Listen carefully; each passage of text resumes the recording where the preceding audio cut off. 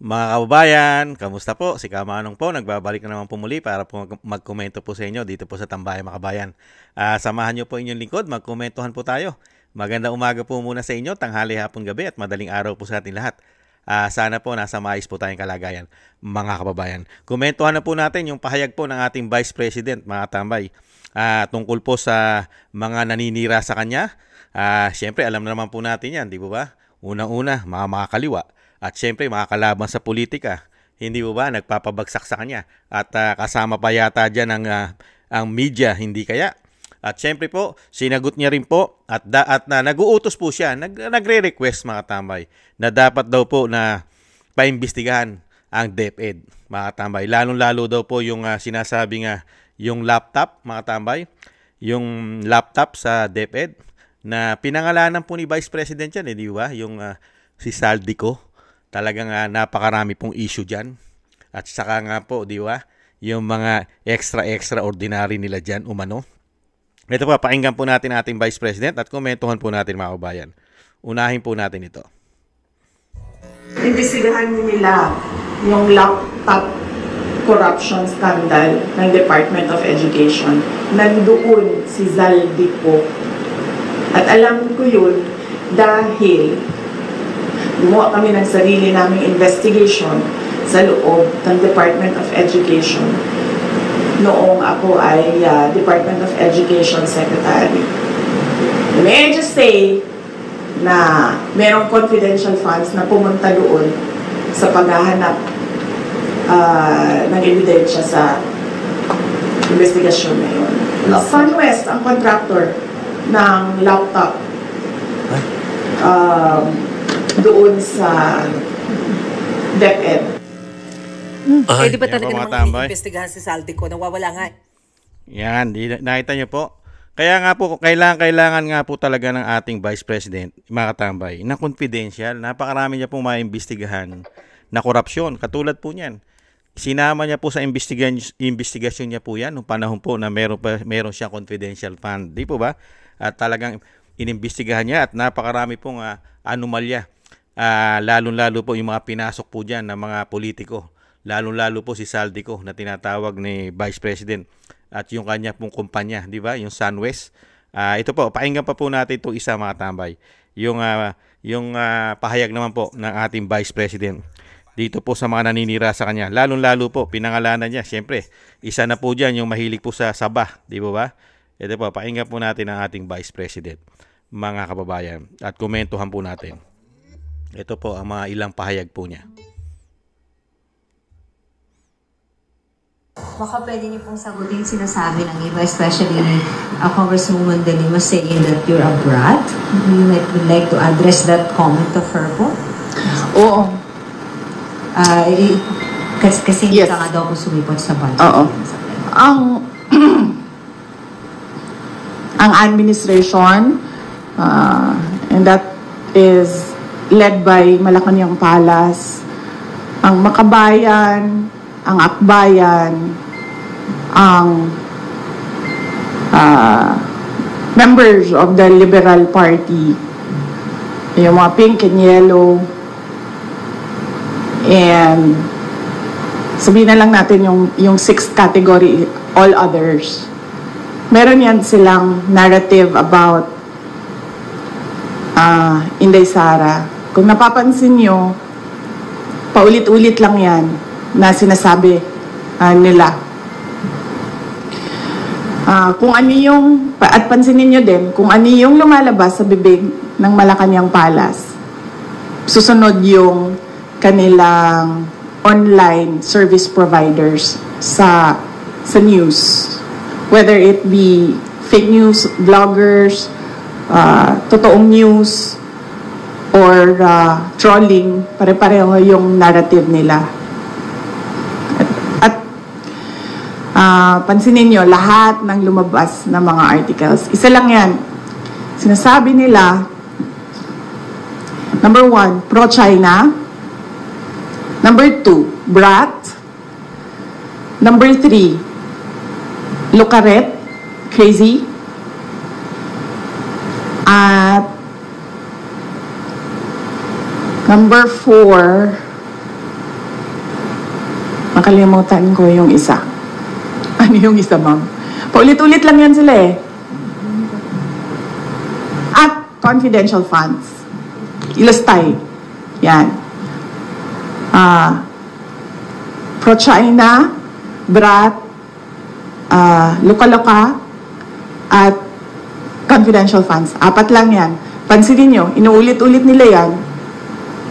Hoping siguro na one of those will stick sa image or sa reputation para makasira sa akin. So, hindi ako nagtataka na magsasabi ng ganyan si Leila de Lima. Yung word na brat, ginagamit nila lagi yan. And more than that, hindi naman kasi parent ang House of Representatives for them to say kailangan disiplinahin ang Vice President. Dahil sa totoo lang, ang tawag nga natin sa kanila mga buaya, di ba? Ganun yung general perception for all members of the House of Representatives. So wala silang moral ascendancy over the office of the Vice President. But going back, that's a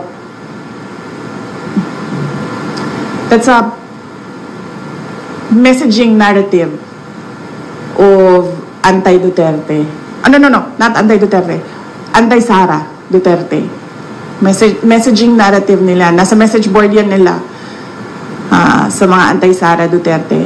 Yan, paulit-ulit yan sila. Pro-China, Luka-Luka, confidential funds, at BRAT. Ang problema kasi sa messaging nila, hindi ko na lang sabihin kasi baka matuto sila sa akin, ma'am. Ayoko, ma'am. Pag sinabi ko, then matuto sila, and then makaisip sila ng bago. Wag na. Yan ba, matama? Yan. Sinagot po ni Vice President lahat. Talagang po narrative lahat po eh. Talagang systematic po. Tama po yung sinabi ni Vice President. At lagi po natin sinasabi yun, di ba? Lagi po natin sinasabi na systematic. At nagsama-sama na po talaga lahat sila. At mismo sa bibig ng ating Vice President, ano sabi niya? Liberal, yellow, pink, di ba? Tapos yung kasama pa yung grupo siyempre ng mga pula, mga kabayan. At siyempre, makakaliwa. Pinangalanan niya po lahat ng makakaliwa. At kasama na rin po si Leila de Lima, mga kababayan. Hindi po ba? Nakita niyo po, tama po yung sinasabi ni Vice President. Lagi pong banat sa kanya ay 4 lang lagi, pro-China, hindi po ba? Yung confidential fund. Tapos BRAT, hindi po ba? Napakarami pong, yun at yun din po, hindi po ba? Kaya nakikita nyo po mga tambay, yung ginagawa po nila sa Vice President, paulit-ulit lang po, paulit-ulit, mga bayan. At talagang systematic. Pagka po nagsalita na ang palasyo, i-adapt na po yan ng mainstream media umano.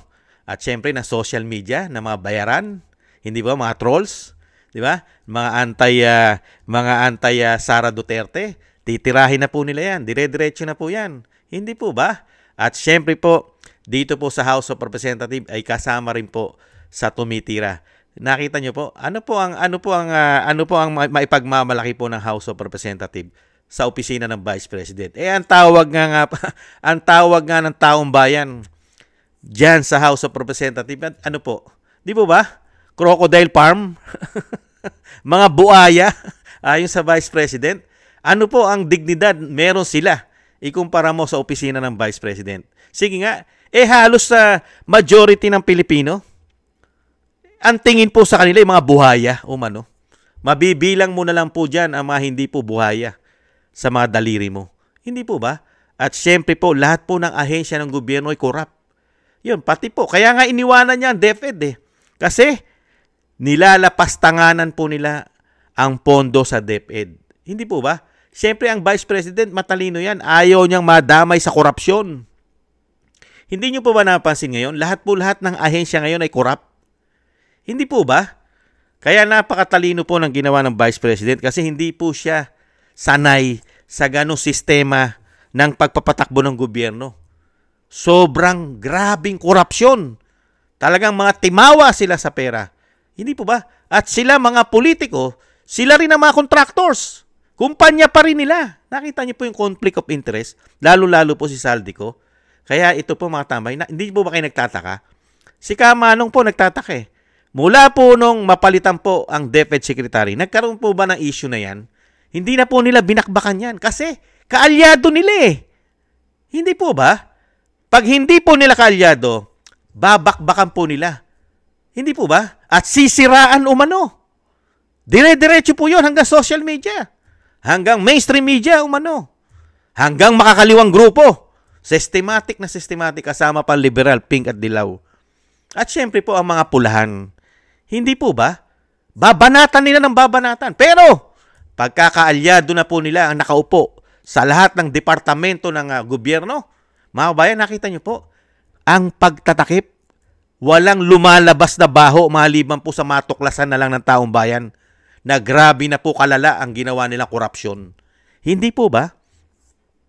Kaya dito po mga tambay, lahat po ng pinahayag ng ating Vice President ay totoo. 100% tama. Talaga pong pinupolitika siya at pilit po siyang pinababagsak at talagang gamit na gamit pa yata umano ang pera ng taong bayan. Nagkampi-kampi na po lahat. Kaya nga po ang ating bansa ay nababalot po ng kadiliman umano. Kasamaan ng mga naglilingkod kuno, mga sinasabing kapita-pitagan daw po sila. Hindi po ba? Nagpakasama na po ng husto sila dahil lang po sa kapangyarihan, power, di po ba? Pera at may bonus pang pulburon umano.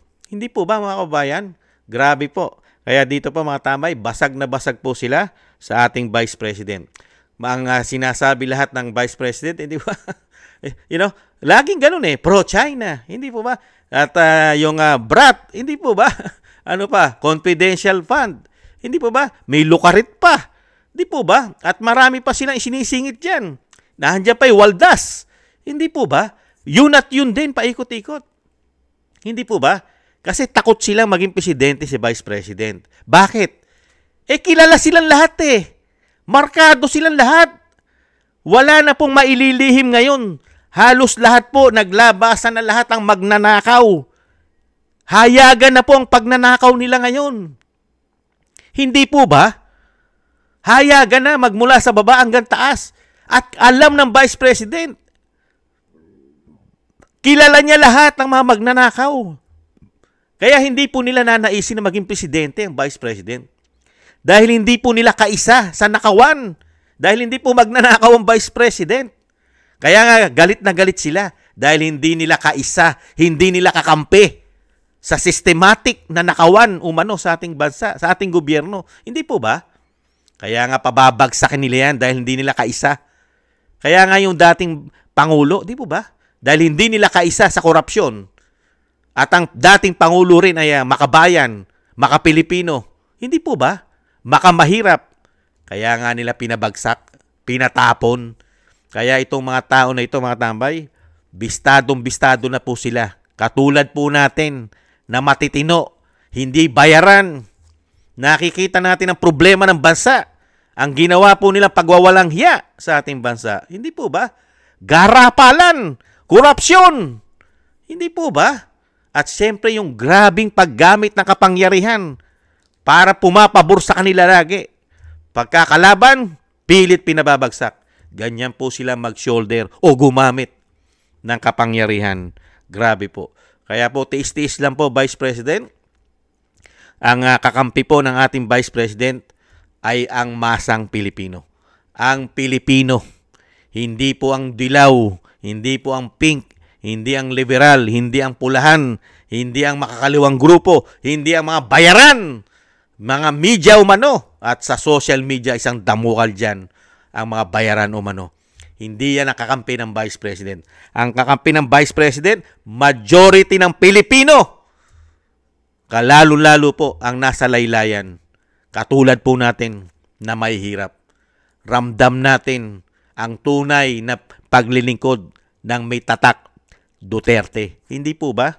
Kisa po sa paglilingkod nila. Sila po ang nagkakamal ng pera ng taong bayan. Hindi po naibibigay ang tamang serbisyo sa atin, mga kababayan. Puro pabor lang po sa mga politiko at kaalyado. At ngayon, pati po social media nagkakapera na dahil binabayaran pati mainstream media umano. At syempre po, pati makakaliwa ngayon ay tuwan-tuwa dahil pati sila ngayon naaanggihan na. Hindi po ba? Pati pa yata ang mga men in uniform dahil wala na po sila nakikitang korupsyon ang ating mga men in uniform. Lalo-lalo po ang issue ng pulburon at coke ng Commander-in-Chief. Hindi na rin po nila nakikita yan. Kaya systematic po eh. Talagang tama po yung sinabi ng Vice President. Magkakasama na sila lahat. Pati pa yata ang mga general natin na nakikinabang din yata, mga kababayan. Dahil mga bulag. Yan po mga tambay, ang napakaganda pong pahayag at makatotohanan at 100% tama ang mga pahayag at pasabog ng Vice President Sara Duterte. Maraming salamat po mga tambay sa nagusto po ng ating Tambayang Makabayan sa YouTube at TikTok. At ganoon din po sa mga nagko-comment, like, share, subscribe at share. At syempre po yung mga subscribers po natin, thank you po. At sa mga nagbibigay po ng tulong at biyaya, maraming salamat po sa inyo. Shoutout po sa inyo lahat. At yung panalangin at dasal po natin, sa pagsamasamahin po natin mga kabayan na maingatan po ang pamilya Duterte, ang ating Vice President at ang dating Pangulo na mailayo po sila sa kapahamakan at madugtungan pa po ang buhay at kalakasan at makalabas na po sa lalong mabilis ang dating Pangulong Duterte. Thank you po sa mga dasal po ninyo mga kababayan. At syempre po, tayo rin po'y magdasal nang tayo po'y maingatan at ang ating buong sambayanan mga kababayan. Tis-tis lang po tayo mga kababayan. Hindi naman po forever ang kasamaan na ginagawa nila. Ang lahat po ay may tuldok at may hangganan, mga kabayan. Maraming salamat po. Tiis-tiis lang po tayo. Bye-bye.